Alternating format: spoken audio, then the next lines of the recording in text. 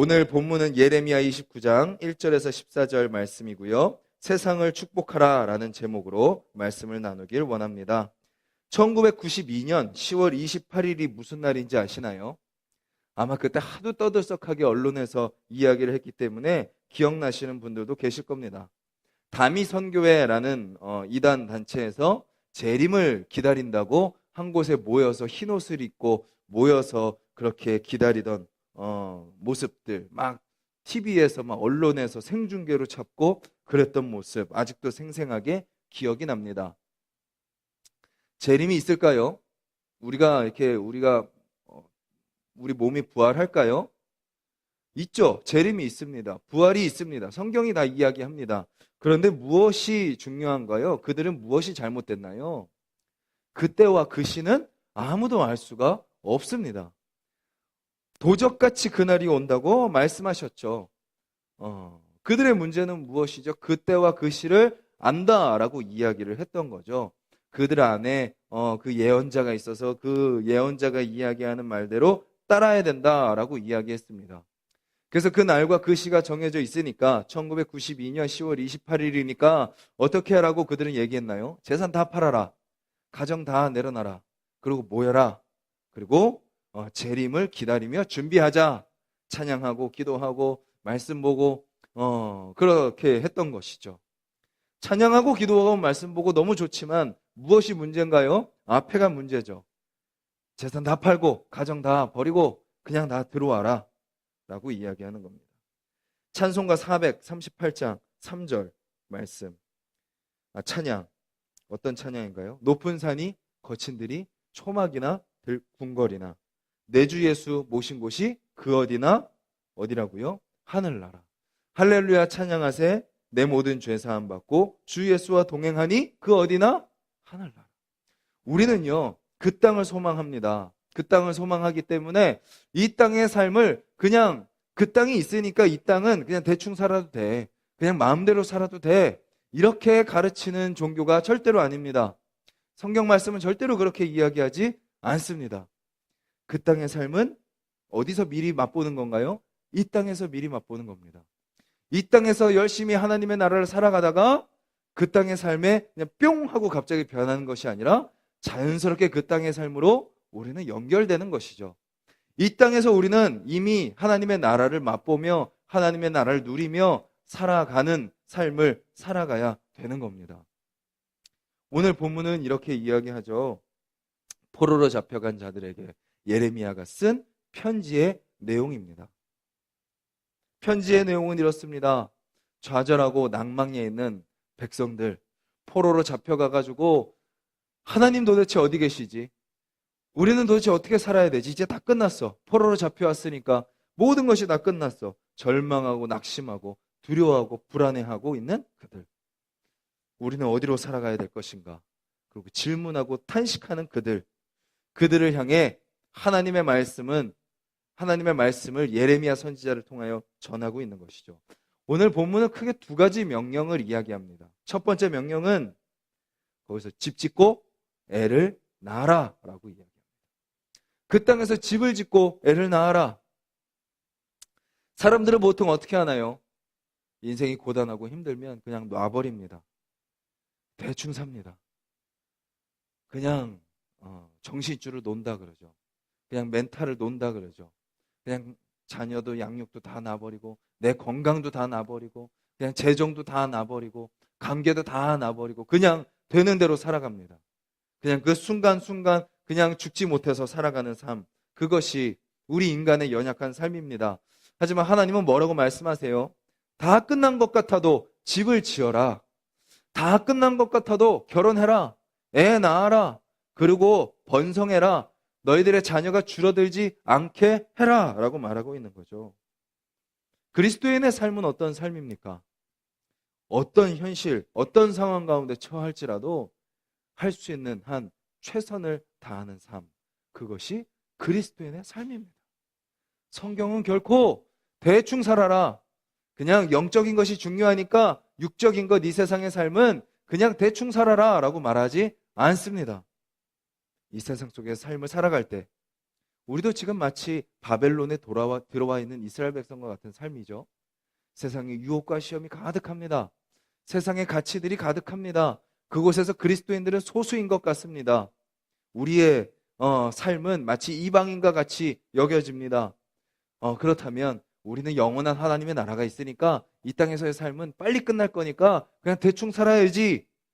그냥 세상의 가치 그냥 멀리하고 세상과 담쌓고 살아야지가 아니라 세상 깊숙이 들어가라는 거죠. 거기서 집 짓고 애 낳고 경작하고 열매 맺고 그렇게 살아가라는 거죠. 세상 사람들과 똑같이 살아가라는 것입니다. 아니 오히려 더 철저하게 더 열심히 세상 속에 살아가라라고 말하고 있는 것이죠.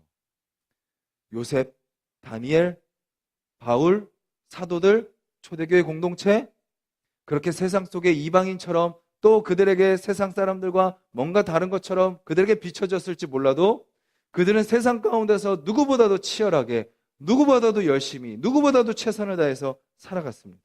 그때 그들을 통해서 하나님은 그런 하나님의 사람들을 통해서 세상을 변화시켜가는 것을 우리는 성경 안에서 쉴 새 없이 보게 됩니다.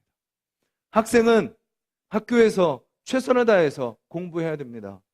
직장인은 직장 속에서 누구보다도 돈 벌기 위해서 인정받기 위해서가 아닌 하나님이 나를 이 땅에 보내셨다는 사명감을 갖고 최선을 다해 살아가고 가정주부는 가정을 위해서 남편을 위해서 자녀를 위해서 또 이웃들을 섬기며 그 사명을 감당해 살아가야 되고 목사는 자기의 명예와 자기의 이름을 나타내기 위해서가 아니라 성도를 섬기고 성도를 세워가고 교회를 세워가고 세상 가운데 복음의 가치를 나타내기 위해 목사는 존재해야 되는 거죠. 그것이 첫 번째 명령입니다. 있는 그 자리에서 최선을 다해라. 두 번째 명령은 무엇인가요? 그 땅의 평안을 빌어라 라고 말하고 있습니다. 그 땅의 평안을 빌어라.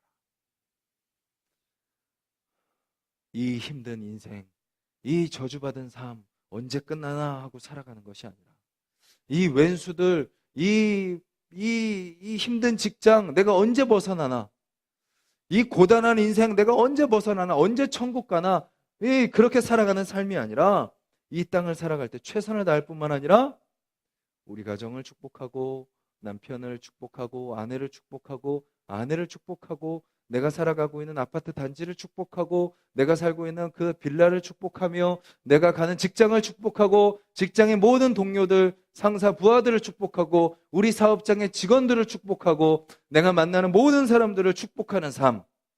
그것이 바로 포로된 이스라엘 백성들에게 하나님의 말씀하시는 삶입니다. 감히 포로 주제에 어디 누구를 축복합니까? 하지만 하나님은 말씀하시는 거죠.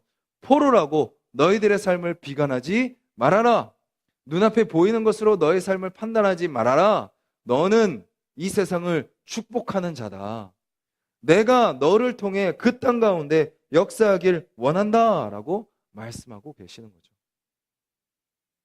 우리는 가는 곳곳마다 하나님의 은혜를 흘려보내는 삶을 살아가야 됩니다. 우리가 가지고 있는 재산으로, 우리가 가지고 있는 지식으로, 우리의 외모로 우리는 판단받는 자들이 아닙니다. 우리는 그것을 뛰어넘는 사람들입니다. 세상이 어떻게 보든지 우리는 흔들리지 않고 그래도 우리는 꿋꿋이 우리 안에 있는 은혜를 흘려보내는 겁니다. 하나님 나를 이 자리에 왜 보내셨지? 하나님이 나를 저 사람들 왜 만나게 하셨지?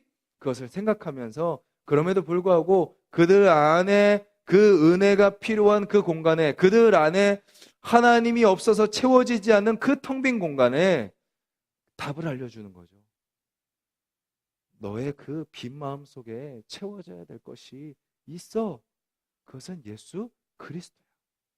너의 삶 가운데 끊임없이 돈과 명예와 어떤 세상의 성공을 추구하며 사람의 인정을 향해 달려가는 너의 인생 가운데 채워지지 않는 것이 있어.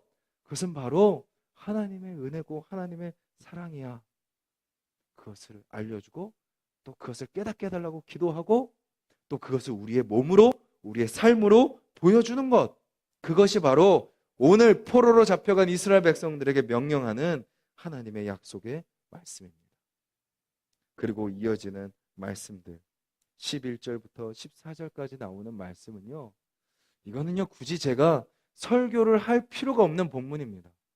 구약의 말씀 중에 너무나도 많이 인용되는 본문의 말씀이죠. 이 말씀은요, 그냥 암송해도 부족할 말씀입니다. 집에 가셔서 한번 여러 번 한번 그 말씀을 반복해서 읽어보셨으면 좋겠습니다. 뭐라고 말씀하십니까? 11절에 우리를 향한 하나님의 마음은 어떤 마음이라고요? 재앙이 아니라 무엇이라고요? 평안이라는 겁니다. 우리의 마음 가운데 오늘 하나님이 무엇을 채워주길 원하세요? 평안을 채워주길 원하세요. 사단은 우리 마음을 혼란스럽게 만듭니다. 다 꼬여버립니다. 다 섞어버립니다. 다 엉망진창이 되게 만듭니다. 그것이 사단의 방법입니다. 하지만 주님은 우리의 마음을 어떻게 하세요? 정돈시키십니다. 질서 있게 다시 싹 만드십니다. 다시 규모 있게 만드십니다. 다시 하나부터 10까지 다시 하나님은 정리를 하시는 분이십니다. 그래서 우리 안에 딱 중심을 잡고 흔들리지 않는 삶을 살게 하시는 분이신 거죠. 그리고 뭐라고 말씀하세요? 그 엉키고 설킨 우리의 인생 가운데 나에게 와서 뭐하라? 기도하라. 부르짖어라. 온 마음으로 구해라. 그러면 내가 뭐 할 것이다? 들을 것이다. 나를 찾으러 나왔느냐? 찾을 것이다. 나를 만나기 위해 나왔느냐? 만날 것이다. 언제요? 이 새벽에요? 주일에요? 예배의 순간뿐만 아니라 모든 삶의 순간 가운데 다 끝난 것 같은 포로 생활 가운데 하나님은 여전히 이스라엘 백성을 저 멀리서 보시는 것이 아니라 언제든지 그 옆에 계시고 하나님이라고만 부르면 그래 나 불렀어? 대답하시고 하나님 어디 계세요? 하고 바라보는 그 순간 우리의 손을 잡고 계신다는 것을 깨닫게 하시고 우리와 함께 하신다는 것을 깨닫게 하시는 분이 바로 하나님이시다라는 거죠. 우리의 현실이 고단할지라도 우리에게 약속하시는 이 약속의 말씀을 붙드는 우리 모두가 되기를 간절히 소망합니다. 그리고 고단한 인생에 함께 돌보시며 약속한 것을 이루시고 회복시키시는 그 하나님의 말씀을 신뢰하는 분들이 되셨으면 좋겠습니다. 그 하나님으로 말미암아 오늘 우리가 걸어가는 그 발걸음에 주님의 발걸음이 되기를 원하고 우리의 말 한마디가 예수 그리스도의 사랑이 흘러가는 말 한마디가 되기를 원하고 우리의 삶이 우리의 행동이 정말 살아계신 하나님을 증거하는 우리의 삶. 그래서 우리 하나숲 동산교회 한 분 한 분 몇 명 안 될지라도 여러분들이 가는 그곳이 어디가 돼야 돼요? 하나님의 나라가 될 줄 믿습니다. 그렇게 우리의 삶이 하나님의 나라를 확장해가는 하루하루의 삶이 되기를 간절히 소망합니다.